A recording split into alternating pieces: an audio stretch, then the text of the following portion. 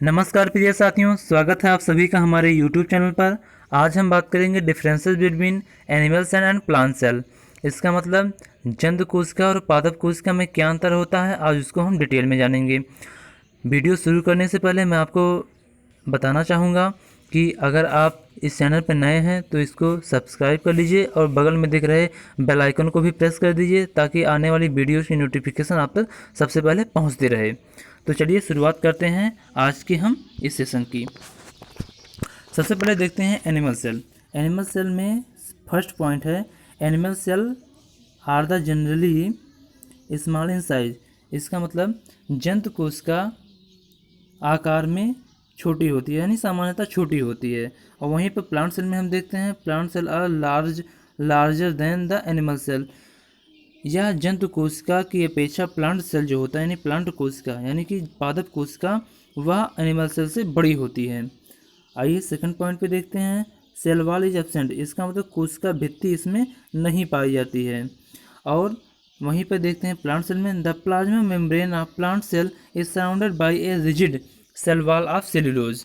इसका मतलब ये हुआ कि प्लांट सेल में प्लाज्मा मेम्ब्रेन के ऊपर एक रिजिड यानी कि एक कड़ी परत होती है जो सेल्यूलोज से बनी होती है, जिसे हम क्या कहते हैं बताइए, अगर आपको याद है तो बताइए। जिसे हम सेल वॉल कहते हैं।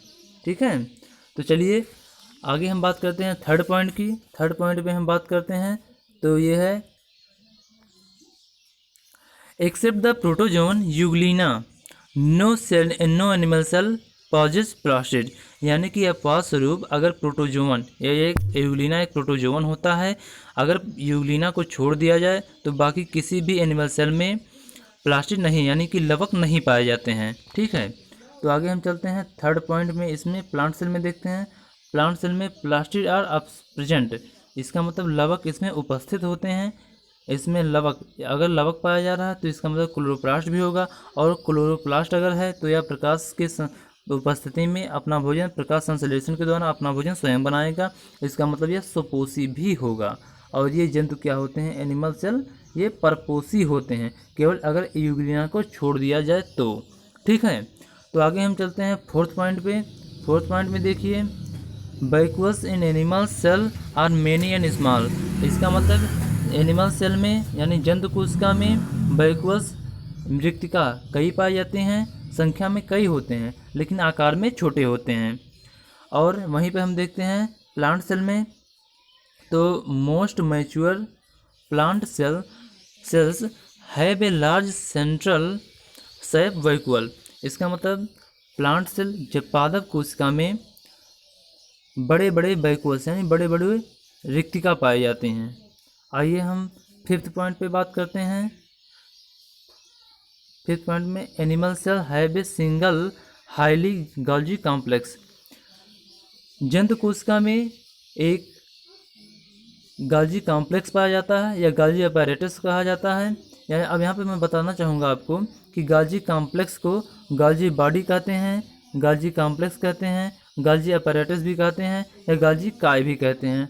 ठीक है, तो यहाँ पर आपको याद रखना। इसकी खोज के बारे में बता देता हूँ। गॉल्जी कॉम्प्लेक्स या गॉल्जी बॉडी की खोज जो है वो कैमिलो गॉल्जी ने किया था। किसने किया था ये बताइए? कैमिलो गॉल्जी ने किया था। ठीक है, और इसमें इसके अंतर के बारे में देखते हैं तो प्लांट सेल में यहीं पर plant cell have many simpler units of and prominent Golgi apparatus called dictyosome. अब यहाँ पर देखिए अंतर, एनिमल सेल में तो एक गॉल्जी कॉम्प्लेक्स पाया जाता है, वहीं पर अगर प्लांट सेल में हम देखते हैं तो प्लांट सेल में कई गॉल्जी अपैरेटस पाए जाते हैं। और इसमें जो अपैरेटस पाया जा रहा है इसे हम गॉल्जी कॉम्प्लेक्स नहीं कहते हैं बल्कि इसको डिक्टियोसोम कहते हैं। यहाँ पर अंतर को बहुत स्पष्ट रूप से आपको समझना होगा कि एनिमल सेल में गॉल्जी कॉम्प्लेक्स कहा जाता है और वही संरचना जब प्लांट सेल में होती है तो उसे हम डिक्टियोसोम कहते हैं। तो चलिए अपने सिक्स पॉइंट के बारे में बात करते हैं।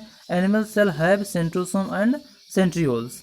इसका मतलब जंतु कोशिका में सेंट्रोसोम और सेंट्रियोल्स पाए जाते हैं। और यहाँ पर आपकी जानकारी के लिए बता दूं कि सेंट्रोसोम और सेंट्रियोल्स जो होते हैं वह कोशिका विभाजन के समय बहुत ही महत्वपूर्ण भूमिका निभाते हैं। वहीं पर हम देखते हैं प्लांट सेल में plant cells like centrosome and centrioles, यानी कि पादप कोशिका में सेंट्रोसोम और सेंट्रियोल नहीं पाई जाती हैं। ठीक है, तो आज के लिए बस इतना ही। आगे की वीडियोस में हम और भी कुछ डिस्कस करेंगे, कुछ और भी नई जानकारी लेके आएंगे।